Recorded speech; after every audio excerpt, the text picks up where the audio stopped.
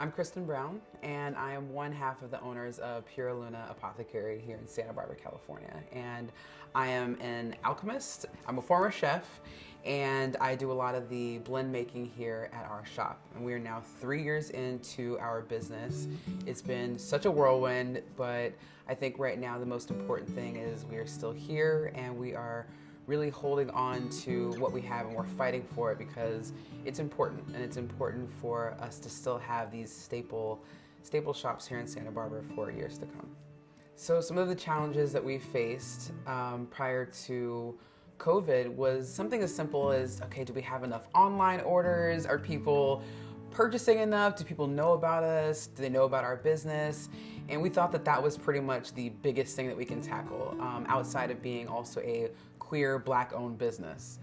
And one thing that we definitely found out was the moment the pandemic hit, how quickly all of that changed. Before, we were able to have these amazing group gatherings. We can pack 30 people in here easily and really hold a lot of beautiful space for people to come and really enjoy themselves. They hit the threshold and they just melt, and we realize that all of that is now going to change forever. We realize that we don't know when we're going to have the next group gathering. We don't know when we can actually physically hug a client again when they're going through something. So we definitely realize the magnitude of the pandemic being greater than just affecting a business number. It's affecting our bottom line of connection. It's affecting the way that people get to interact with one another within a safe space.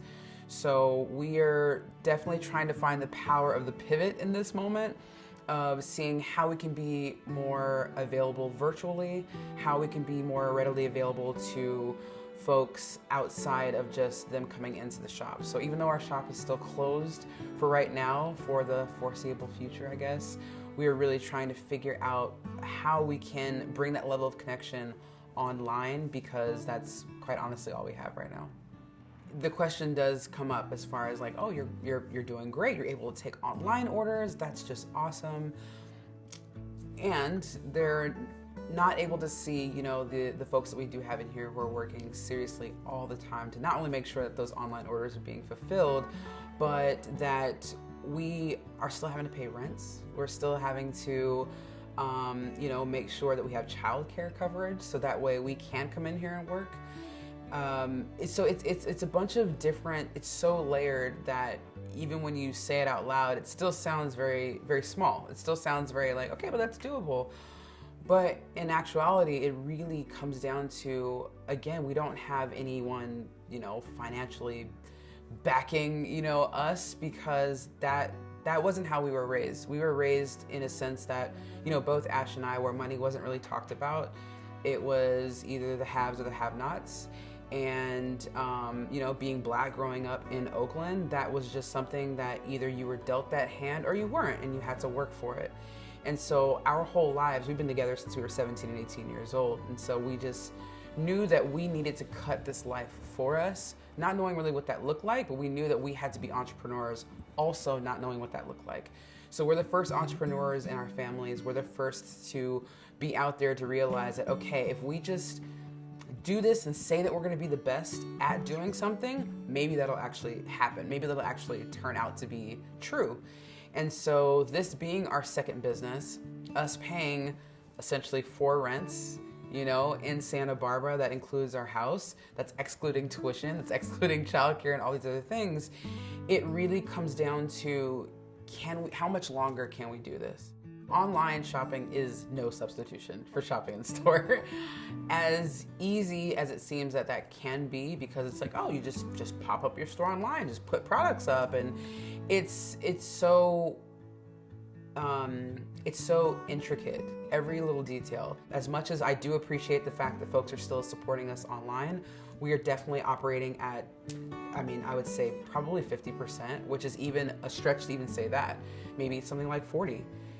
Because we're just not able to have that, to see our regular clients who come in, who absolutely will walk, or they'll leave work, or they'll find any way, just to stop in, just to go through the backyard. We have this awesome garden space, and none of it is being utilized right now simply because we're all on pause.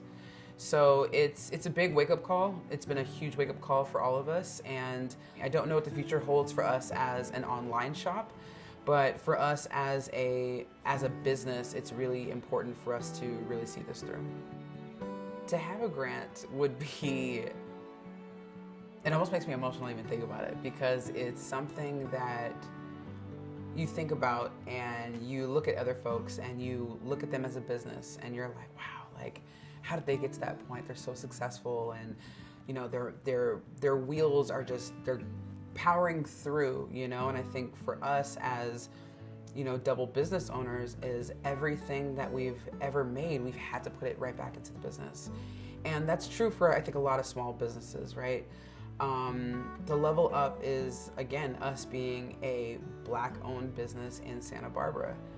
It's huge, it's everything, you know? And for us to have to work so hard to just be recognized, for us to have to work so hard to just get our foot in the door, to compete essentially with other businesses that are out there, it's a lot. It's a lot. It's a lot emotionally, it's a lot spiritually, it's a lot physically, because you're constantly trying to level up on yourself. And so to be put in a situation where financially you don't have to worry about where that next rent is going to come from. You don't have to worry about where the next time where you can actually fulfill an order, or where you can say like, oh, we can actually place this order and provide more resources for people to heal themselves because we have the means to do so, instead of, you know, robbing Peter to pay Paul within our own business, you know. So to have a grant or to have something be accessible to us as Black business owners in Santa Barbara, it would be monumental. It's something that I think that we didn't even think was possible, because it's just not something that you think can happen to you, you know. So it would be everything. And to have a fund like this, I think, in Santa Barbara is so it's so powerful. It's so powerful because you have the ability to say where you want to help somebody. You have the ability to say, I stand behind this brand for X, Y, and Z. So it would be life-changing. That's what I want for folks to know, is that this is beyond just a shop. If we need to be the first of many of new folks who are coming to Santa Barbara and to see that this can be done, you can start a business, you can be successful as a minority, then we're here to set that pace.